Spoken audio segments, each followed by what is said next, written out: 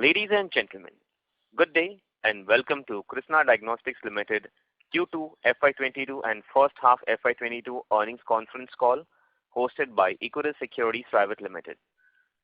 As a reminder, all participant lines will be in the listen-only mode, and there will be an opportunity for you to ask questions after the presentation concludes. Should you need assistance during the conference call, please signal an operator by pressing star then 0 on your touchtone phone. Please note that this conference is being recorded. I now hand the conference over to Mr. Bharat Celly from Equirus Securities. Thank you, and over to you, Mr. Celly. Thank you. Good evening, everyone, and a warm welcome to you all. My name is Bharat Celly from Equirus Securities Private Limited. We thank the management of Krsnaa Diagnostics for allowing us to host their 2Q FY22 results update call and first half FY22 on call. On behalf of the Equirus Securities, I would like to thank you all for participating in company's earnings conference call. On the call from Krsnaa's management, we have Mr. Rajendra Mutha, Chairman and Whole-time Director, Mr. Yash Mutha, Whole-time Director, and Mr. Pawan Daga, who is CFO at the organization. We will start the call with opening remarks from the management, followed by Q&A. Over to you, Mr. Yash Mutha. Thank you. Thank you very much, Bharat. Good afternoon, everyone, and welcome to the Krsnaa Diagnostics first ever earnings call. I hope you and your loved ones are safe and healthy. The company got recently listed on BSE and NSE on 16th of August 2021. I would like to thank all our employees, partners, and shareholders who have showed confidence in our business model and joined us in fulfilling our mission to make a difference in the healthcare diagnostic industry. On today's call, I would start with a brief overview of our company, our growth drivers, and the strategy going forward. Then I would pass on the call to our CFO, Mr. Pawan Daga, to discuss the financial performance in more detail. We have already circulated our earnings presentations, which is available on our website as well as the stock exchange's website. I hope you all have had the opportunity to go through the presentation, and we would be happy to take any questions afterwards. With regards to the company's overview and journey, today Krsnaa, we are one of the fastest growing and differentiated diagnostic service provider in India, providing specialized diagnostic, radiology, pathology, clinical laboratory, and teleradiology services. We started our operations in 2011 with a core mission to provide easily accessible and affordable services while maintaining focus on quality and maintaining the highest standards. Over the years, we have expanded our footprint significantly from 2 radiology centers to over 1,800 plus diagnostic centers in 14 states today, with a CAGR of around 38%. Our workforce comprises of 186 radiologists, 33 pathologists, 7 microbiologists, and over 2,700 qualified professionals, including clinicians, technicians, and operators, which is a remarkable achievement considering the fact that we are just a 10-year-old company. Moving forward to our business model, I'd like to highlight few key important aspects of our business model. First, the service offerings. We provide radiology, pathology, and teleradiology test services. In radiology, we are having pan-India operations across 14 states with 1,370 radiology centers, which are offering almost 1,394 radiology tests.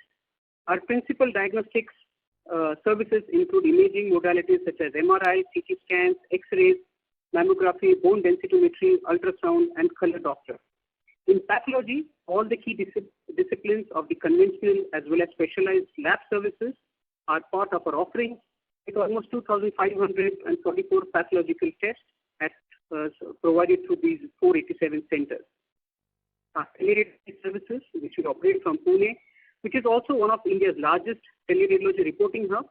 At this facility, we have almost more than 190 plus team of radiologists from India and abroad, which examines digital images and prepares these reports.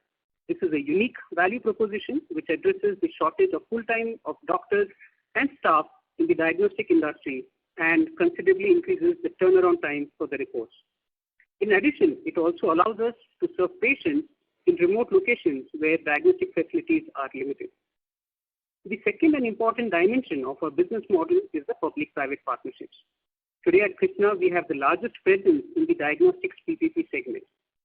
Diagnostic industry, as everyone knows, is highly underpenetrated in a large part of our country, and to address this gap, government engages with private partners to collaborate with public hospitals and expand the reach of essential diagnostic services. Krsnaa Diagnostics, with its highly quality and disruptive prices, has emerged as a preferred partner for public health agencies and currently has 1,797 dedicated centers under the PPP model. Various government health agencies provide space for setting up the diagnostics centers, and we need to invest and set up the equipment as per the contract requirements. These contracts typically range between 2 to 10 years, whereas most of the contracts are in the 10-year horizon, which gives us improves the revenue visibility in terms of the tenure, as well as gives us a high chance of renewal. Along with this, and through an efficient working capital management, we have been able to keep our receivables in the range of 7 to 90 days, and I'm happy to report that we have not incurred a single bad debt in our contracts till date. With increasing government focus on providing high-quality healthcare services, the rising prevalence of central schemes like Ayushman Bharat, it is expected to boost the PPP model in the diagnostic industry, and our business fundamentals are truly and fully aligned to tap in this growing opportunity. In addition to the PPP model, we also have strategic tie-ups with 26 private hospitals present across in the 2 states.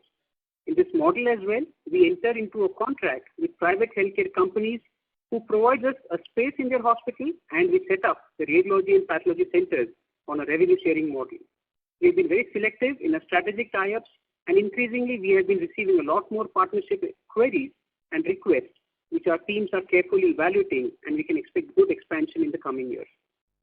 Our competitive advantage lies in our clinical expertise, our IT-based infrastructure, and the disruptive pricing. Today, we employ the most advanced technologies with cloud-based support in our centers. Our focus is on providing patients with robust, evidence-based treatment in any part of the country. Most of the process equipment deployed are fully automated and require very limited manual intervention to provide these high-quality reports and an in-depth analysis. We offer quality diagnostic services at disruptive prices. Our radiology tests are almost 45 to 60% lower, and the pathology tests are 40 to 80% lower than the market rates, giving delight to the customers. And despite these lower prices, the company has been able to deliver one of the highest operating margins in FY20 due to its efficient operating cost structure. I now take this opportunity to brief you about the strategic priorities. Today at Krsnaa Diagnostics, we follow a clear and defined strategy to expand our business. We will continue to expand our geographic presence across India under the PPP model and the strategic tie-ups that we have with hospitals. We also look to enhance our capabilities in specialized diagnostics like molecular and genomics. Krsnaa is equally focusing on growing our digital footprint and leveraging AI, ML, and other such technologies. And at the same time, we are equally focused on improving our operational efficiency and profitability. In line with our growth strategy today, we have recently won 5 new public-private partnerships and private contracts, wherein we'll be installing 29 CT scanners and 8 MRI machines, which will be commissioned at the center soon. Overall, the Indian diagnostic industry is expected to grow at a CAGR of almost around approximately 15% for the next few years, which presents a huge opportunity side. The industry is expected to be supported by various fundamental growth drivers like the aging population, rising awareness for healthcare, penetration in rural areas, as well as increasing investments by both government and private players. I'm confident of the ability and strength of Krsnaa Diagnostics business model, and the management team remains fully committed to grow its business and to remain fastest growing diagnostics company in India. I will now hand over the call to Mr. Pawan Daga, our Chief Financial Officer, to discuss the financial performance. Thank you. Yes, a very good afternoon. Good afternoon to all attendees. I will present a financial highlight for the half year ended September 21. Before we move to the recent performance, I would like to highlight that we are one of the fastest growing diagnostic service provider in India. Over financial year 2018 to 2021, company posted a revenue CAGR growth of 64% and strong growth in operating profit. Quality of our growth could be understood from the fact that the average operating EBITDA to cash flow conversion stood at 89% during the same period. In FY22 H1, the company registered a revenue of 241 crore. In H1 FY22, an increase of 19% on year-on-year basis from 203 crore in FY21 H1. The revenue growth was supported by a growth in a core business, which is radiology and pathology. Together registered a revenue of 212 crores, an increase of 143% on year-on-year basis from 87 crores and contributed 89% of a total revenue. The overall revenue growth was partly offset due to decline in COVID revenue by around 75%. Total number of 7.81 million tests we conducted in first half year FY22, registering a significant increase of 104% on year-on-year basis, out of which a core business tests were 7.5 million, up by 120%, whereas the COVID tests were 0.66 million, up by 14%. It is a reflection that the core business, backed by a strong fundamental, to grow even with the normalize of a COVID situation. Operating EBITDA stood at 74%, a growth of 76% on year-on-year basis, and margin improving significantly to 31% as compared to 21% in H121. EBITDA margin improvement was by higher number of tests, increased contribution from core business, and stabilizing the cost of material consumed as the supply chain stabilized. We believe our differentiated business model will drive a growth and a profitability, as we are generally engaged in a long-term contract for maintaining a strong revenue visibility, and at the same time, since we are able to limit our rentals and incur lower marketing spend due to well-established network, we are able to optimize our cost structure, maintain healthy margins and the profitability. PAT, excluding CCPS gain, was 34 crore, a growth of 167% year-on-year basis from 13 crore in H1 FY21. Kindly note that the reported PAT for H1 FY21 was 166 crore due to one-time gain of rupees 253 crore due to fair value movement of compulsory convertible preferential share. Profit after tax margin were 13.8% as compared to 6.1% in H1 FY21. Company generated cash from operation of rupees 73 crore in first half H1 FY22, and EBITDA to cash flow conversion remains strong with 98% of operating profit. Converting into the operating cash flow, we continue to strengthen our balance sheet, and at the end of September 21, our net cash position was 326 crore.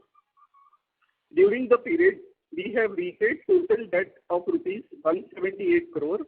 We have utilized rupees 143 crore out of the IPO proceeds of rupees 146 crore in line with the stated objective of debt reduction, and remaining positions is funded by internal accrual, which is around 35 crore. Second objective of IPO proceeds was setting up a new diagnostic center, and the company has incurred a capex of 53 crore during the first half. The same objective and highlighted in our earning part of a call in last 6 months. We have won 5 PPP and private contracts to commission 29 CT scanners and 8 MRI machines in Punjab, Himachal Pradesh, Karnataka, Maharashtra, and companies fully geared up for our expansion. Thank you very much, and we are now ready to take any questions. Thank you very much. We'll now begin the question and answer session. Anyone who wishes to ask a question may press star and 1 on their touchtone telephone. If you wish to remove yourself from the question queue, you may press star and 2. Participants are requested to use handsets while asking a question. Ladies and gentlemen, we'll wait for a moment while the question queue assembles. Participants, you may press star and 1 to ask a question.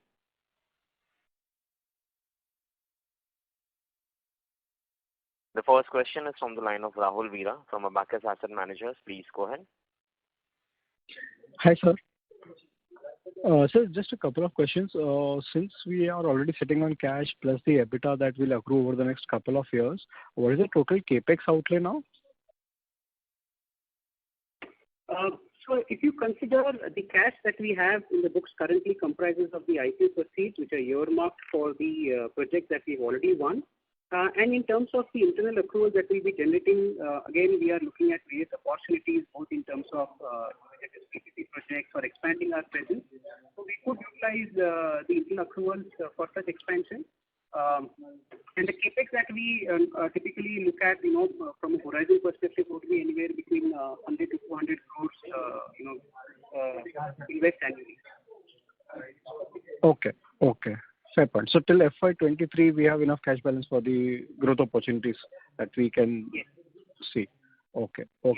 And sir, are we seeing any incremental pressure on the chemicals or agents on the pricing front? Like, are we expecting the EBITDA margins and everything to continue at 30% now over the next 2 years? Yes. We certainly see no pressure in the pricing of our reagents and consumables, and we will be able to maintain the EBITDA levels. In fact, along with incremental revenue, we'll also be able to additional revenue will also help improve the EBITDA margins, and that is what we expect in the subsequent quarters. Sure. Sir, and can you just throw some highlight of why would the company secretary immediately after the IPO move out of the firm, sir? Yes. So the earlier company secretary, she had certain health problems, and this is why she decided to quit. And we got Nikhil Deshpande, who is a very senior and experienced gentleman, comes with a strong experience of working in listed companies. So that is the reason why we had to resign. Sure. Fair point, sir. Thank you so much. Thank you. Thank you. The next question is from the line of Pritesh Chheda from Lucky Investment Managers. Please go ahead. Sir, if you could tell us what will be the total network expansion that you will have in 22, 23 and 24? So, in terms of your capacity?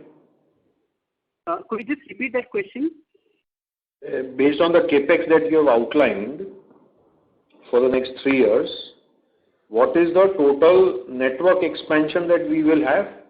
Either you want to give it in the form of centers or MRI machines or whichever way you think, or the volume of business, whichever way you think you are comfortable with. So if you see in terms of expansion, we have ambitions and plans to establish almost 150 plus CT scans and additional almost around 50 MRI in the next coming quarters. Of course, and this will be expanded, the opportunities are there, which will be implemented over the next 2 to 3 years. Along with this, there are various opportunities that we are also currently looking at, especially after COVID. Governments are opening up for the PPP, projects and tenders where Krsnaa would love to participate and, further this growth. 150 CT scans and how many X-rays? Or let's put it this way, sir. How many centers are? So this 200 crore capex means what kind of business volume addition? Okay. So if you're considering this 200 crores, first of all, from the IPO proceeds, we have earmarked almost close to 150 odd crores, which will be deployed for these various projects that we've already won. Like 23 CT scans, 6 MRIs in Punjab, 30 labs and 120 collection centers in Punjab, and the rest of it will be your CT scans in. So these are all the centers that we'll be installing through the IPO proceeds, which in the next fiscal should of course add revenues that will come. Almost around close to 200 crores is what we expect these projects to generate revenues in the next fiscal or the next financial year. And along with this, given the various opportunities that we are seeing, that is where I was mentioning about expanding our reach for additional CT scans, which might come through various scientific projects as well as private projects, where we would aspire to install these more 150 CT scans and 50 MRIs. Sorry, so sir, I missed the second part now. And sir, your line is not properly audible. Okay. Is it better now? I hope you can hear me. Yeah. Yeah. So I was saying that along with these existing projects that we have in hand, given that there are various PPP projects that are also coming up in the pipeline, we look forward to expand installing additional, say, around 150 CT scans and 50 MRIs in the next 2 to 3 years. I believe that you said 150 CT scans and 50 MRIs out of the IPO, and then another 150 and 50. That's how you're putting? No.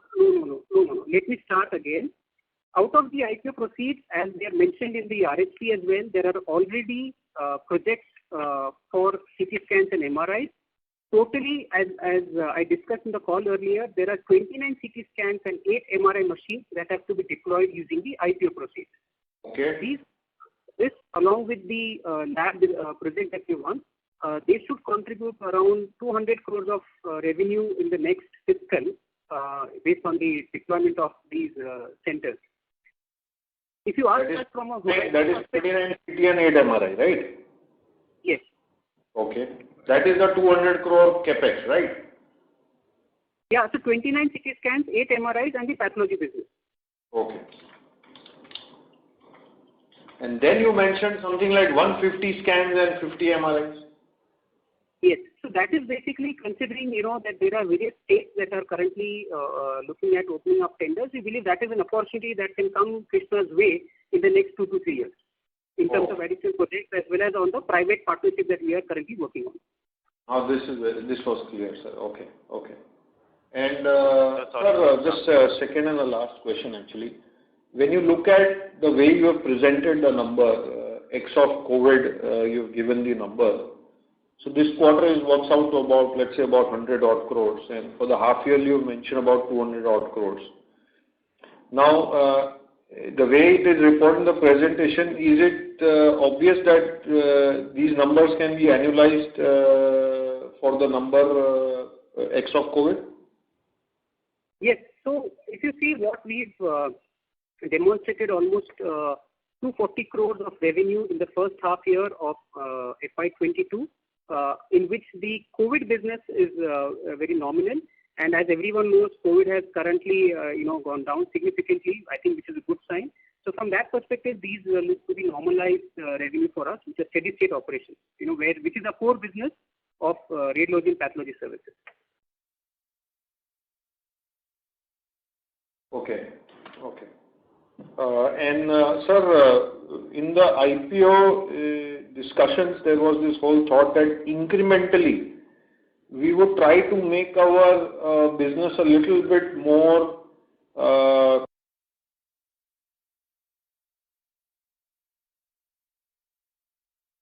Hello? We can't hear you.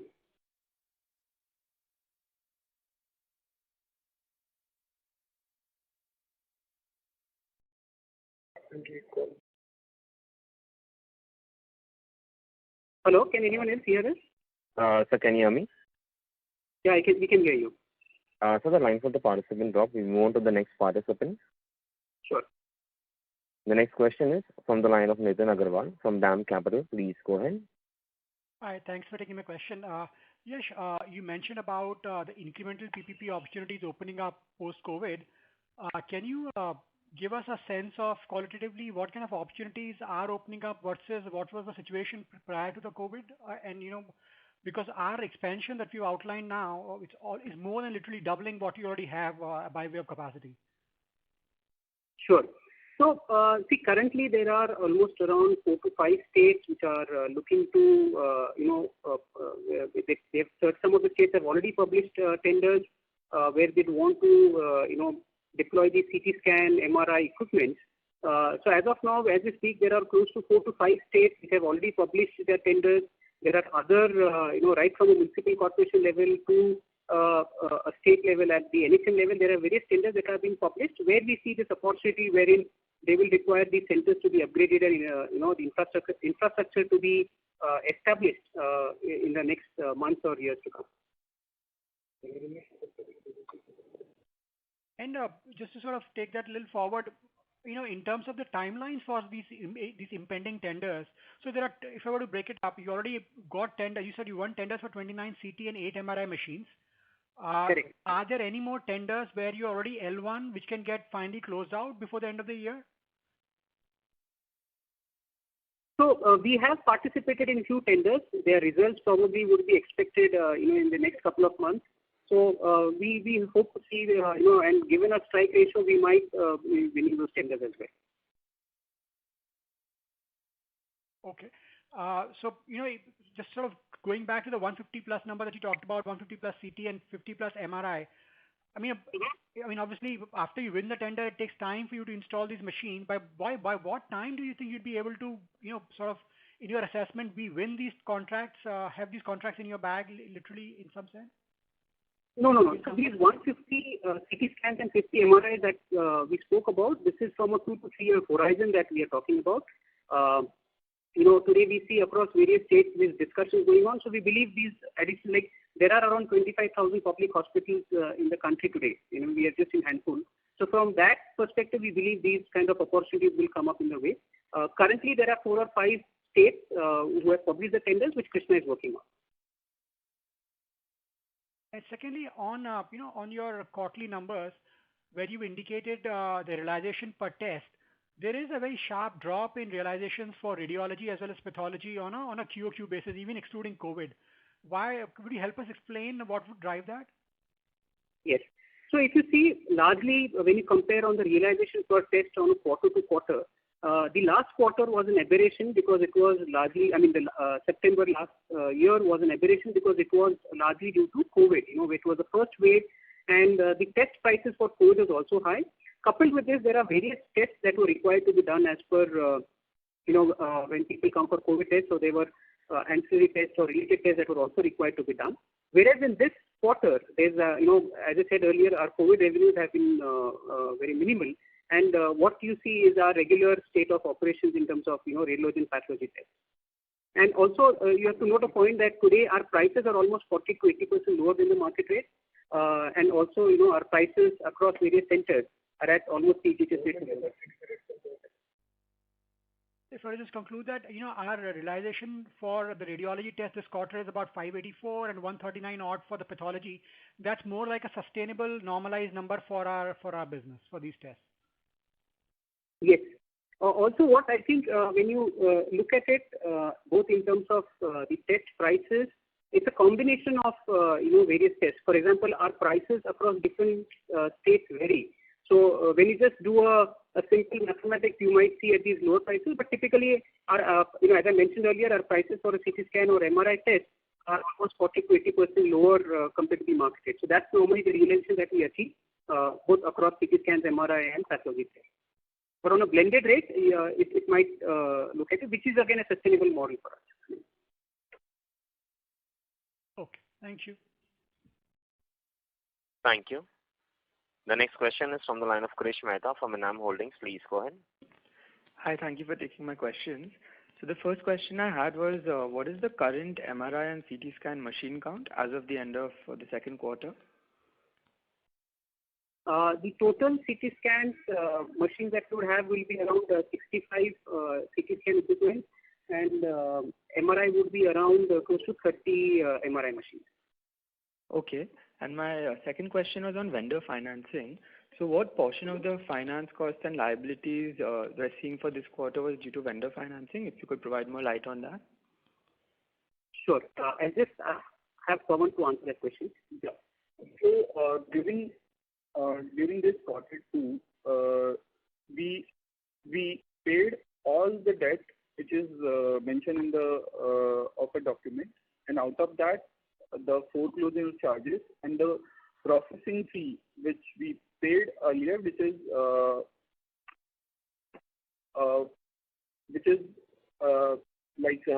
expense out during this quarter. So that's why in the quarter two, we can see an incremental finance cost, which is a one time, and over a period, the finance cost will be. I think that's, yeah. I'm sorry, if you could just repeat the question. No, my question was on vendor financing. So I wanted to know what portion of the finance costs and liabilities are attributable to vendor financing. See, from a vendor financing today, we are tying up with these vendors, the OEM suppliers to provide us the vendors like open credit, where they give the equipment. Typically, the vendor financing works anywhere between, your bank rate around 8 to 12% because they also have their internal cost of capital. But we are working on this, how we could, further leverage our relationships and increase the portion of vendor financing. So do we have any of these partnerships existing? Yes, we already have partnerships with GE, Philips, and Fujifilm, where they have offered us vendor financing.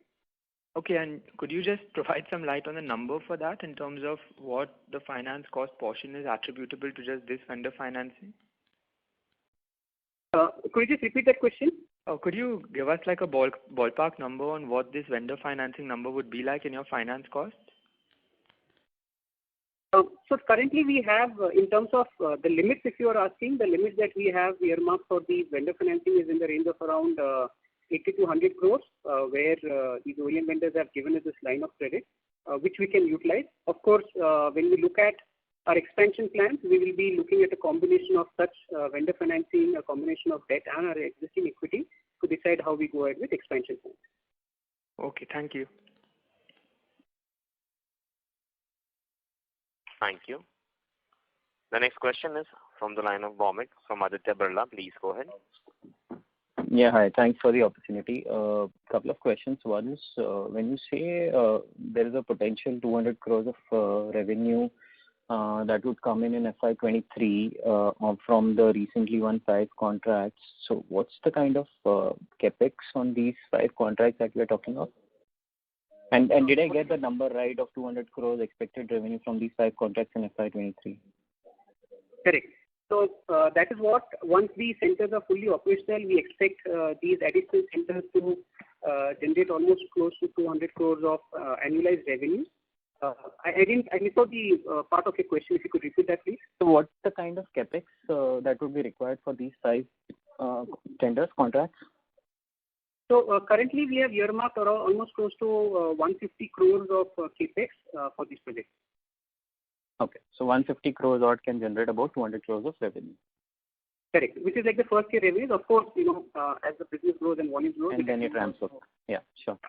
And secondly, when you're talking of a medium-term opportunity of 150 CT and 50 MRI, so from a capital allocation standpoint, how are you guys looking at it? Obviously the opportunity could be big, but that would also entail a large capex number as well, right? So how are you looking at the entire piece? Would you restrict yourself to a certain amount of capex per annum, or how do all these things add up for you? See, this opportunity that we discussed about today, both in terms of expansion, if you see, a combination of our internal accruals, vendor financing, and if required a debt, if the overall cost of the investment is overlooked. That we believe will be help us to expand and encash these or leverage these opportunities that will come along the way. Typically, as a ballpark, we normally look to invest around 100 to 200 crores. That's been our trend as well in investing in these various opportunities or centers that will come in the near future. Yeah, I got that actually from the initial part, but could that number of 100 to 200 crores accelerate given the opportunities that are coming up? Yeah, I actually wanted to understand that a bit more.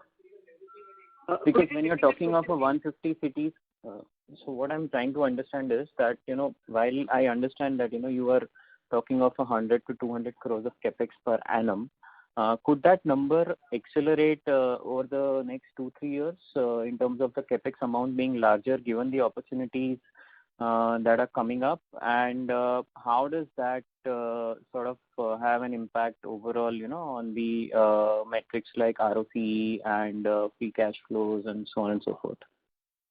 Yes. See, as I said, these are opportunities that we believe will come our way, number one. Number two, in terms of the investments plan, and today, Krishna, if you see from a company standpoint, the amount of internal accruals that we'll be generating, it's close to 100 crores plus that we will be generating on an annualized basis today. That, along with a combination of vendor financing and our equity, I think that should give us a good leverage to go and expand. I don't see that should be impacting our cash flows because, again, as we invest in these centers, they will be generating additional revenues, which again goes into the cycle of creating additional internal accruals. And again, given our past experience of establishing our centers in so many states, I think we'll be putting our experience to test there and see how we can again leverage these opportunities. Sure. So just to round it up, so this 65 city and 30 MRI, say over the next 2-3 years, what should that number look like?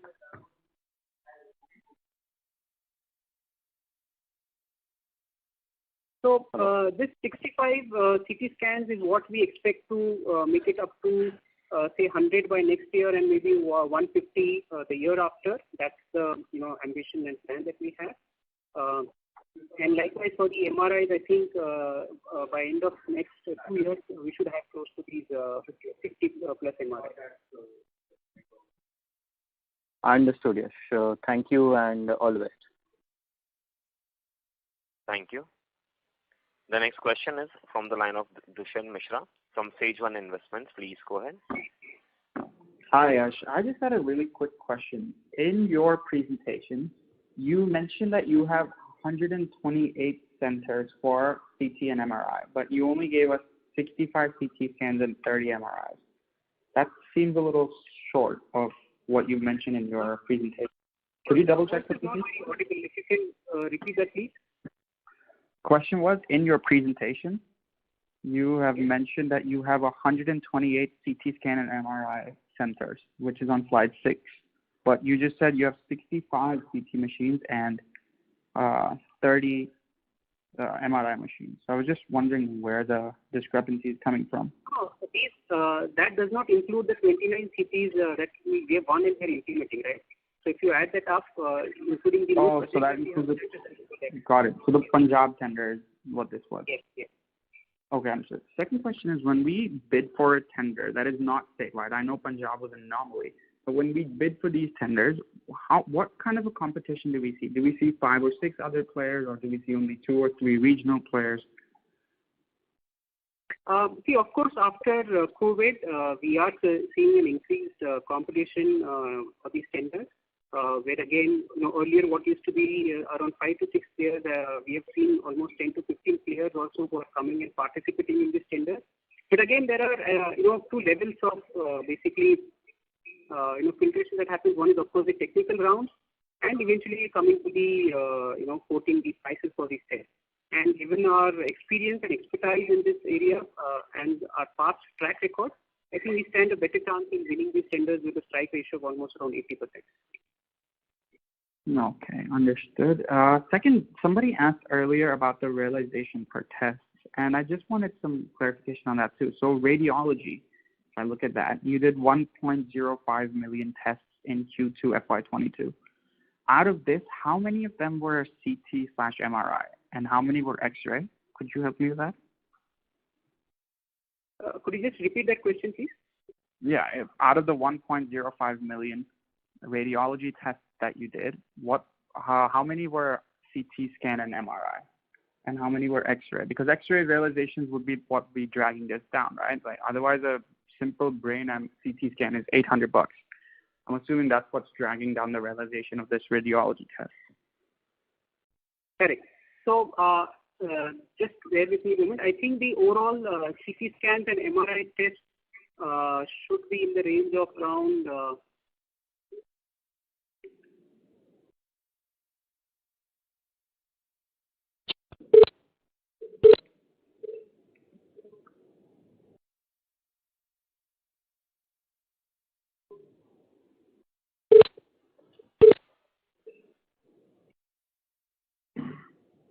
Hello? Can you hear? Yes, sir. We can hear you. Yeah. Can you hear us?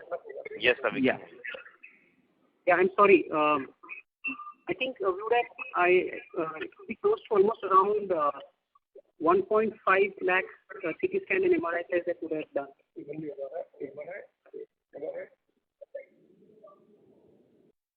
So you said 1.5 lakh CT scan and MRI out of the 1.05 million. So out of 10 lakhs, only 1 lakh for CT.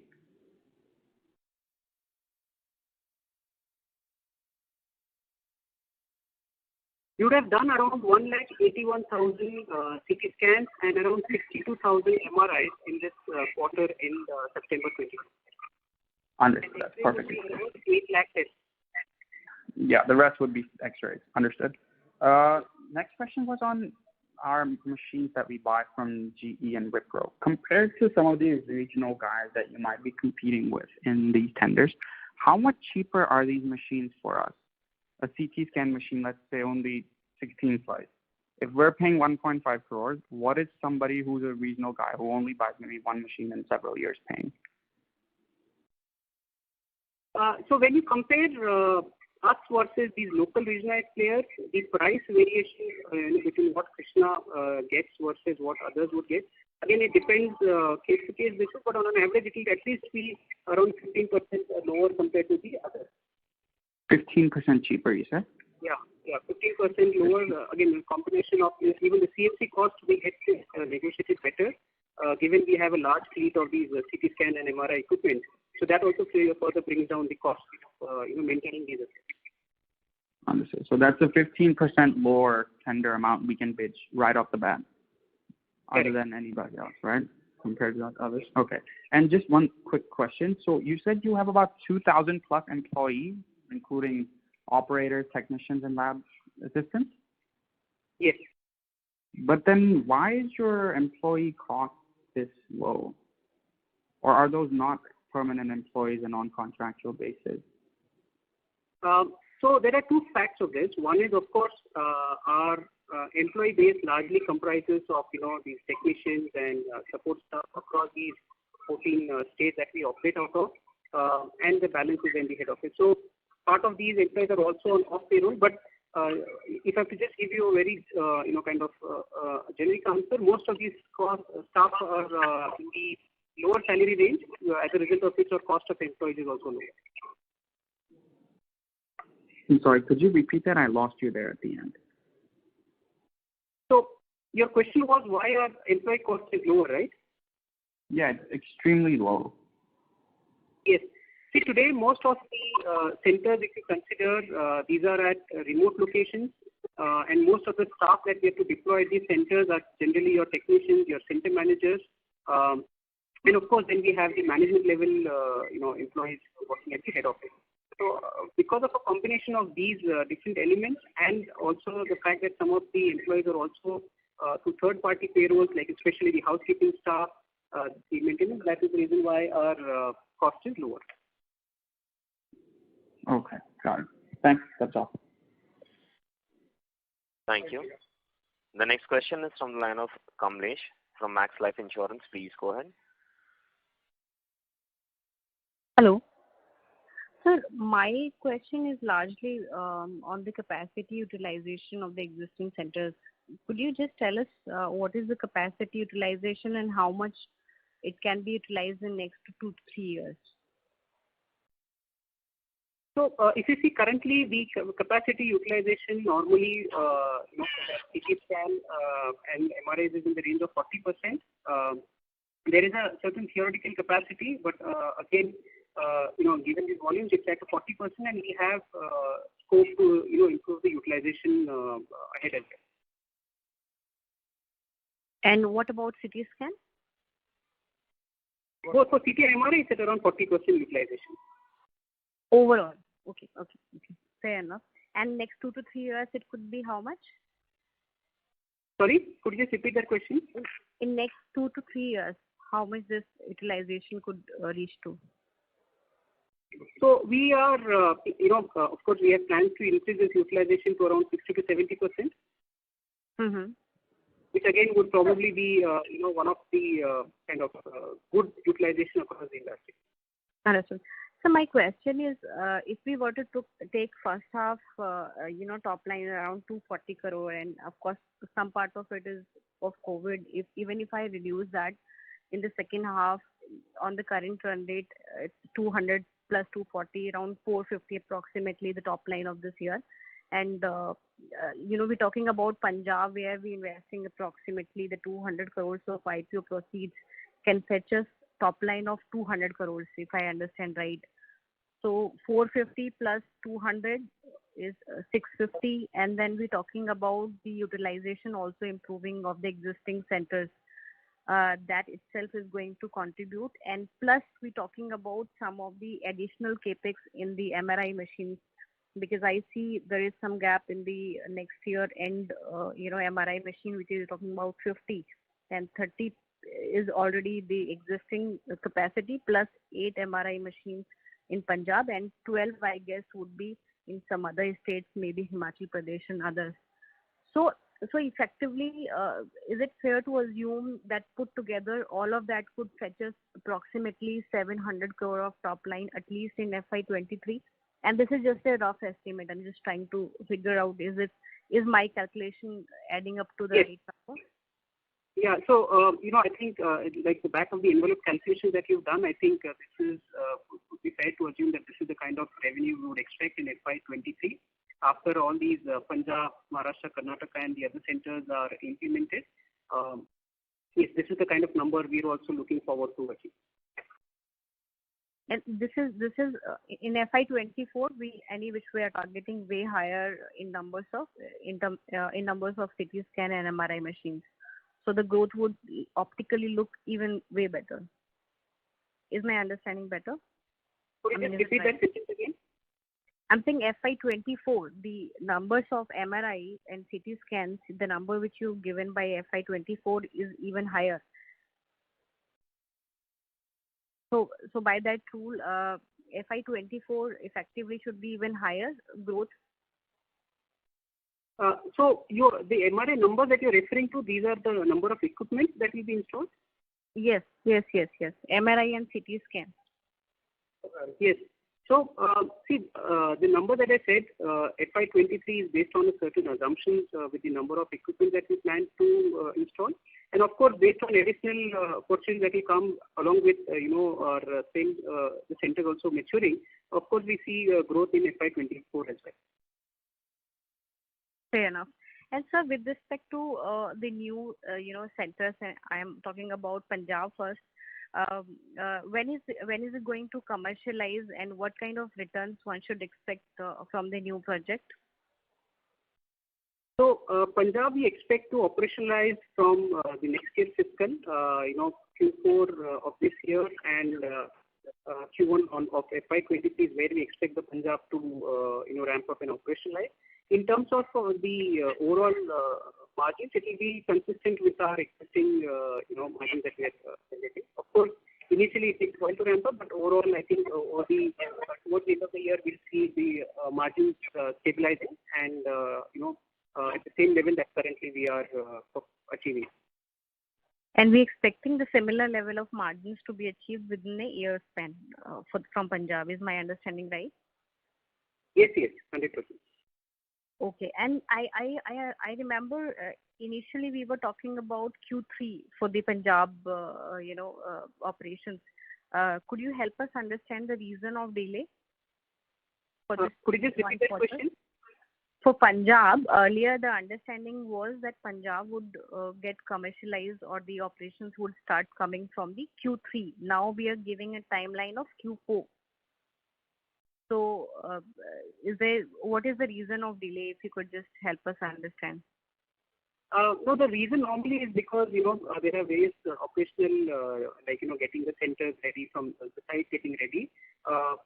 Whatever we've committed in the RHP, we are trying to achieve that. I was just saying the revenues, the implementation will happen by Q3 and the revenues will come from Q4 of this year. And the full-scale operations will begin from the next fiscal year.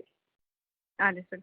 And my last question would be, in terms of overall, payment timeline for PPP, is government taking any initiative to bring it down or anything of that sort in terms of further enhancing the fund allocation to the diagnostic services? See, I think overall, government has taken various initiatives to strengthen the healthcare infrastructure in the country. If you see from a policy level, there is a free diagnostic scheme, there is an essential diagnostics list, there is Atmanirbhar Abhiyan. So I think government is looking at this. Again, in the Punjab tender, we spoke about government is establishing an escrow account.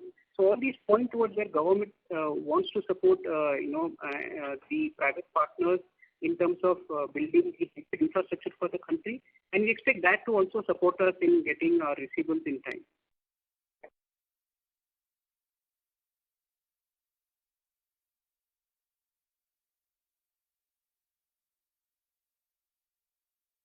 Ma'am, do you have any follow-up question?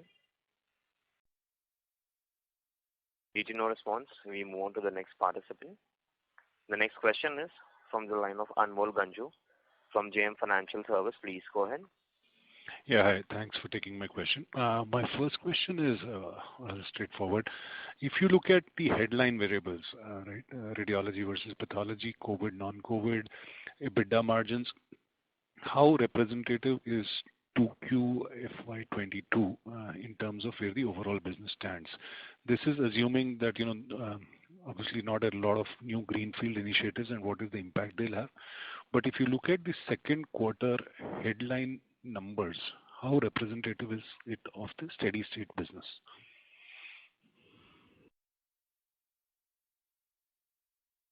So if you consider Q2 of FY21 and how representative it is of the business, I think that's normalized revenue that we would expect at the current state of affairs, where there have not been any major. Sir, your voice is slightly breaking. Okay. Is it better now? Can you hear us? Sir, slightly better. Okay. So I was referring that the September quarter numbers or revenues that you're looking at, these are the annualized, these are the normalized revenues. Given that COVID is, marginal numbers in our business. And we expect this to continue. Also the fact that, the revenues do not include any new centers that we had implemented in the last, couple of months. So, in our opinion, these are our normalized revenues, and as additional centers get implemented, that will further, improve the revenues and the profitability as well. Second question is that if our exit rate for this year, looking at the margin trajectory is going to be close to 30% on EBITDA, then the risks to the margins next year, given that Punjab will come on stream and so on and so forth, should be on the upside. Is that a fair understanding that margins could be higher than 30% for next year? Which is okay.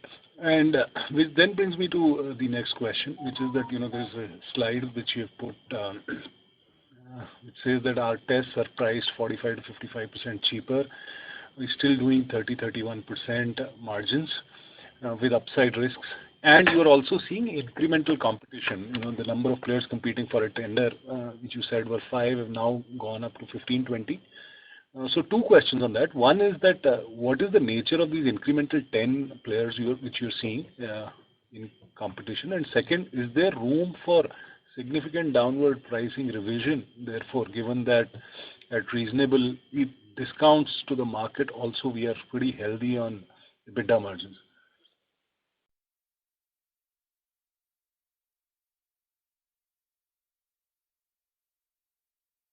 Participants, please stay connected. The line for the management dropped. Participants, please stay connected while we rejoin the management back to the call.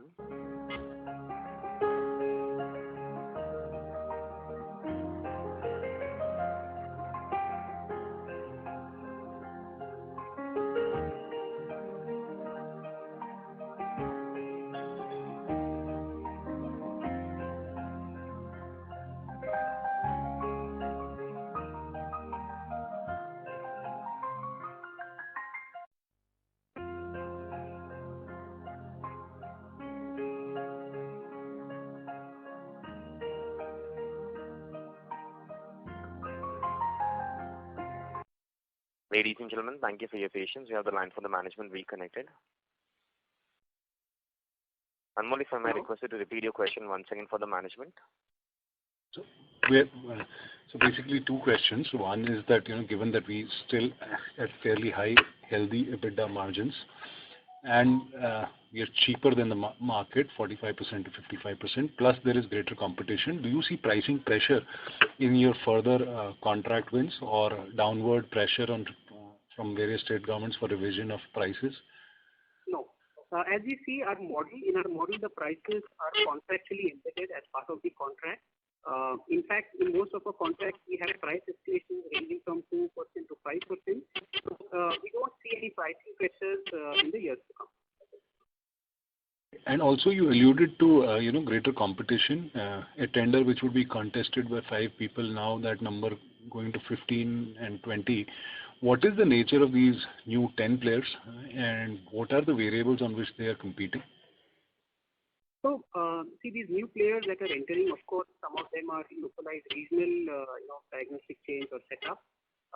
Some of them are also established players. So, we are seeing traction from all these. Now, in terms of, variables in size, they are from someone like having just a couple of centers to larger chains as well. Okay, so it's fairly widespread, is what you're saying, right? Correct. So 2 more questions. One is that if you look at the capital allocation, going forward, looks like you're fairly well covered for revenue growth. The number that you kind of thought the maths adds up to is fairly impressive. And we're going to incur around 150 crores for Punjab. Organizationally, the focus for next 12 to 18 months is going to be to consolidate or try to win further tenders to kind of up this number, because then in that case there will be implications for the balance sheet. If you could just outline, for next 12 to 18 months from a capex and returns standpoint, how are you guys thinking about getting the organization? Is it about delivering on whatever is existing or focusing on trying to win the new business? Because I would tend to think that that our hands are pretty full at this point in time. If you see from a strategy perspective, today, of course, our priority would be to establish the centers that we want. Given that these are centers and some big projects, so the priority would be establishing these centers.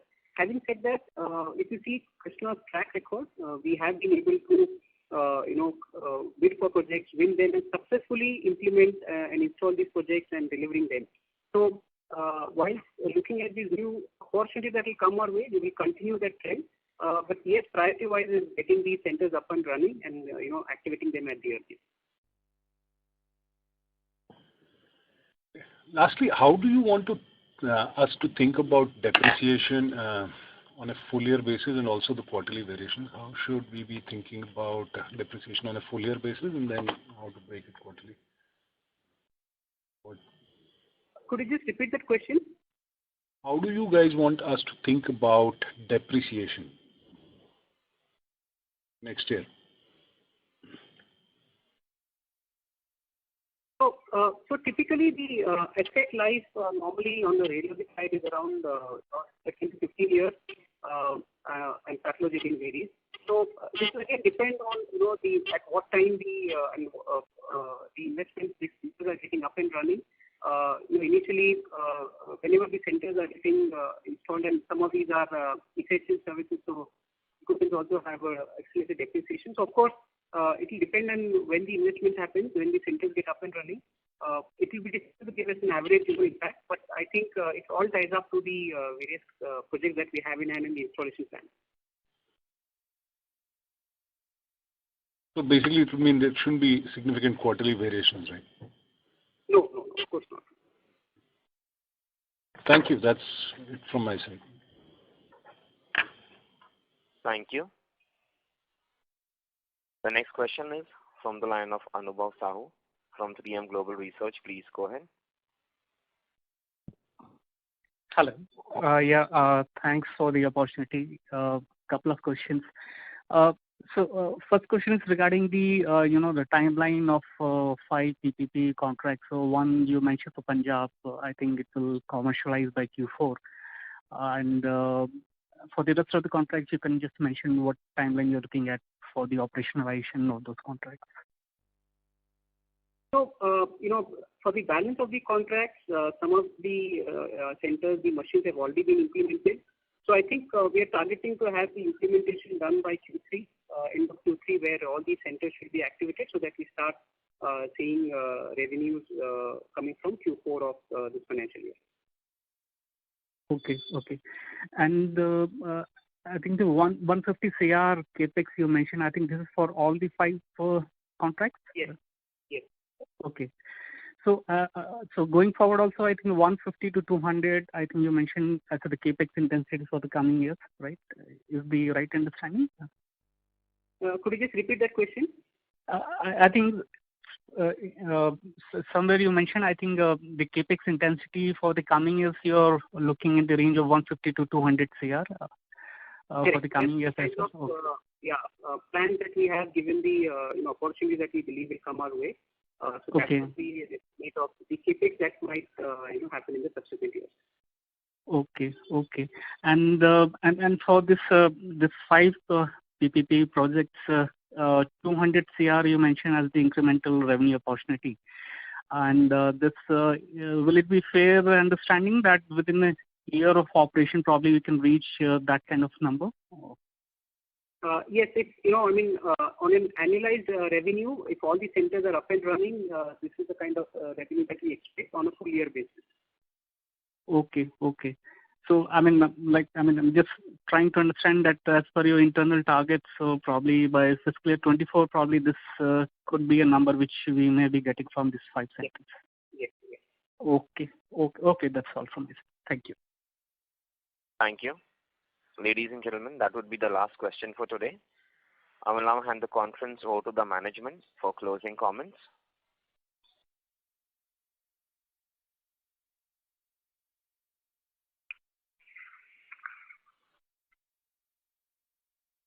So, thank you everyone. Hello, can you hear us? Go ahead. Yes, sir, go ahead. Yeah. Thank you everyone for joining for our H1 FY22 earnings call.